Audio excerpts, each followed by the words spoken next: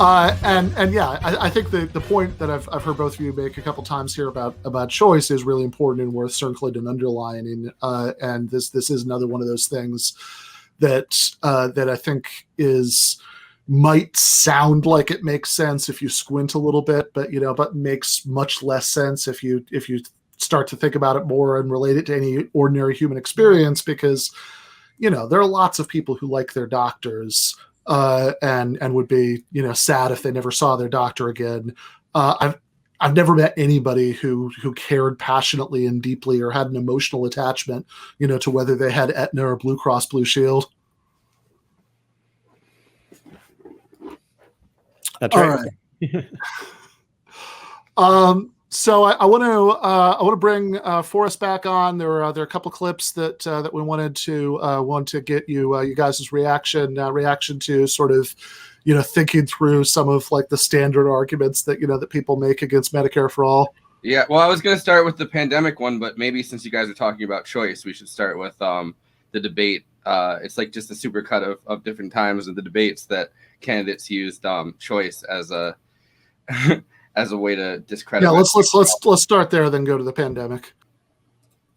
The thing that Bernie's plan does is that you either have to have his plan or no plan, period, nothing. You cannot choose. A lot of these people have gone out and they've negotiated with their employers a significant health care plan that they've given up salaries for. They've given up part of their income for, and they like it. They should be entitled to choose to keep it if they wish. If they don't wish to keep it, they can buy into the public option that I propose. And it's affordable, and it can happen immediately. The attitude that we know better than ordinary people what's in their interest. I know more than you. Let me tell you what to do. And it wasn't she's elitist. The attitude is elitist, that people can't make up their own minds. You like your health insurance, but you shouldn't like your health insurance. You should have to give that up. I'm going to demand you not have that. We're going to give you something better. I know what I want. What about choice? Well, under their plan, you will be forced to give up your private health insurance, whether you want it or not. On my plan, we trust you to make the choice that's best for your family. And that's why their plan is called Medicare for All, and my plan is Medicare for all who want it. Our plan says that if you're uninsured, we enroll you in Medicare. If you're insufficiently insured, you can't afford your premiums, we enroll you in Medicare.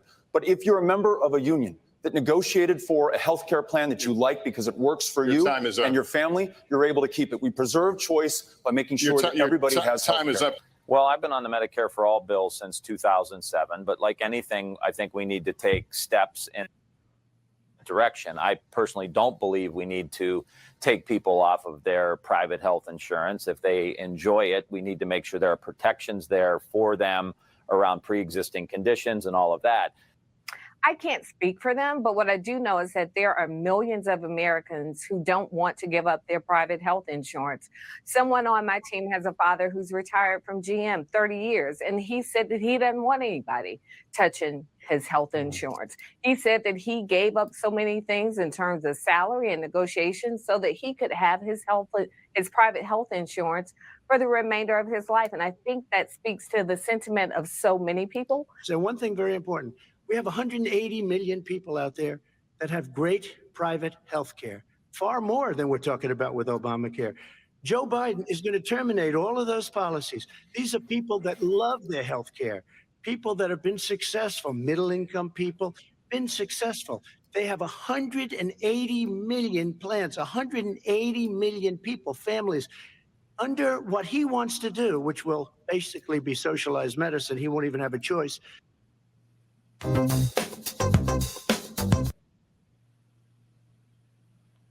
So, thoughts about that montage of arguments?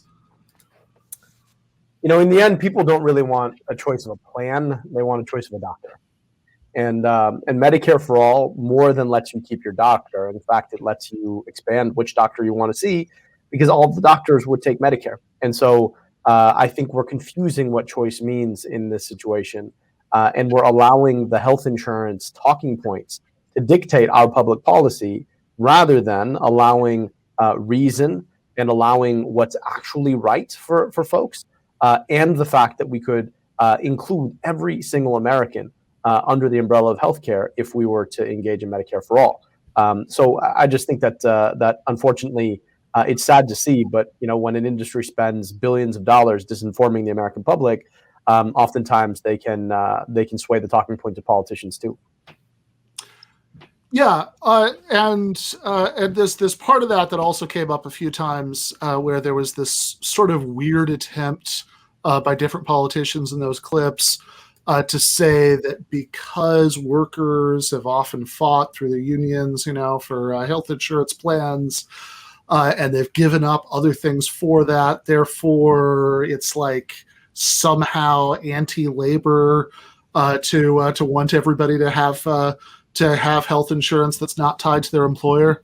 Yeah, well, there's the one that's especially bad, which is Atlanta's mayor acting as Biden's surrogate, saying, like an older member of her staff or someone has a father that doesn't want anyone to touch his health insurance, which would make sense if you're putting it in the framing of like, oh, you're going to lose your health insurance. You know what I mean? Like, of course, that instability scares people. If that's the talking point that you're leading with is like, you're not going to know what happens. You have health insurance now and you're going to lose it. But like, that's obviously ridiculous framing. Yeah, we've all got this kind of Pavlovian reaction to hearing that phrase "lose health insurance," because what we associate with that is like not being able to go to the doctor or having huge bills. But obviously, that's not what we're talking about. We're not talking about losing your health insurance. We're talking about having, public health insurance, and that's. Actually, so I would be really interested in you guys' take on that argument that because people have had to fight for insurance plans, and given things up in negotiations for insurance, that therefore having better insurance, is like some sort of insult to that fight, or is somehow taking something away from them. I think there's actually an interesting philosophical assumption that's in there, which is this idea of, in virtue of what do we deserve healthcare? And I think one of the ideas that's put in there is that you have to have had sacrificed something. You had to give something up to get healthcare. And I think we see that on the other side too, with the debate about Medicaid work requirements, which is that in order to deserve healthcare, you have to, document all these things that you're trying to do. And I think that's, in some of the clips that we've seen are kind of playing into that. What did you give up to get this healthcare? And I think part of what makes the Medicare for all conversation exciting and also difficult is it asks us to rethink that. It is not because of something you did that you deserve or don't deserve healthcare. You deserve healthcare because you're a human being. We're trying to make healthcare a human right. And I think because of the way that we've been talking about healthcare for the last 40 years, it's a big shift. But I do think it is a shift that people are ready for. I think lots of people, when they really step back and think about it, really do believe that healthcare is a human right. And we see that in the polling bears out that impression. But I do think that it requires a pretty fundamental change in the way that we talk about healthcare. Yeah, I mean, so there are two things there. One is, okay, who should have health care? What, if anything, should you have to do to like earn that? And yes, there's like a really compelling, just straightforward moral case for saying that, you should just, being a person, should be enough, to get health care. Big, like, I mean, if somebody, if you walk by somebody and they're drowning in a pool, what should they have to do to deserve you wading in to pull them out? Presumably nothing, right? Just be a person. But then the other half of it is, even from the labor vantage point, I mean, as somebody who in a very small way has been in this circumstance, when I was a adjunct instructor at Rutgers, I was on the board of our union local, and we didn't have health insurance, and we were trying to get it. Like when I hear that, people have had to fight for this. They've had to give up other things, wages and other things in exchange for it. I would think that the obvious response would be, okay, great. So if that's off the table now, because we're going to have Medicare for all, then now you can go back and fight for those other things that you had to give up before. That's exactly right. Right? Is that we assume, right, that on net, if someone were to lose their employer-sponsored health insurance, then they'd be losing a benefit that their employer would be giving them. The crazy thing, though, is that employers would rather be giving you cash money, and that's the trade-off. And one of the most stark examples of this, I was talking to a small business owner who employs people in both Canada and the United States. And he was having a conversation with the folks in the United States, and he was telling them, look, I wish I could be paying you this money in cash, but instead I have to give it to some large health insurance corporation so that you have health care. For my Canadian employees, I just pay a small tax and then pay them cash in the difference. And they're getting a far better deal out of it. And so we forget the fact that those dollars aren't just yes or no dollars. They're dollars that are spent in healthcare or in something else. And that bargaining, that hard work that unions do for their members, that would be hard work that would be delivering some other benefit that they could leverage to invest in their kids, in their families. And that's the trade-off. So, it is a misnomer to frame the issue that way. And it's done on purpose to make you think you're losing something rather than in fact gaining something. And with that, a tremendous amount of freedom. Because, of course, if you're getting your health insurance through your job, makes leaving that job a lot harder to do. And it forces you to think twice. How many people are left in marriages or left in jobs that are dead ends, aren't investing in, writing that book or opening that business because they're stuck in that job so that they can get health insurance for themselves and their families. And we forget the kind of liberty, economic liberty that comes with a system that's with you, whether you turn 26, whether you get married, you get divorced, you get a new job, you turn 65, it's always there for you. It's also like driving a really sinister wedge between universal programs and unionized workers. And I think that this happens all the time. Like we were just talking about the just transition, the idea that, like when we get a Green New Deal, like workers have to be transitioned from one industry to jobs kind of in the same industry that, that would be environmentally friendly jobs. And it's kind of the same thing here, like driving a wedge between unionized workers and the idea of universal health care. Which again is particularly, for the reason Abdul was saying, is particularly weird in this case because you're literally not, there's no trade-off between values here. You're literally not, giving something up.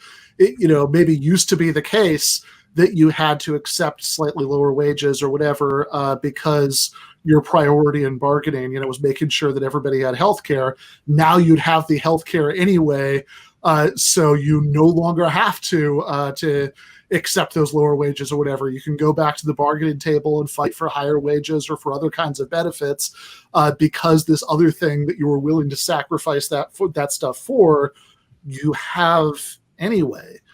And also, I think Abdul's point about freedom is really important here because. Also, if we're going to talk about the labor connection, think about the other half of it. Think about people who are in non-unionized workplaces but might like to organize a union. That's legally you're not supposed to be able to fire people for that, but people are fired for that all the time. There are real risks there. There are ways that you can be fired for that. And it's disguised as something else. And people are somewhat more likely to be willing to take risks and taking on their employers if they have fewer of these strings tying them to those employers, like, oh crap, if I lose this job, I'll lose my health insurance.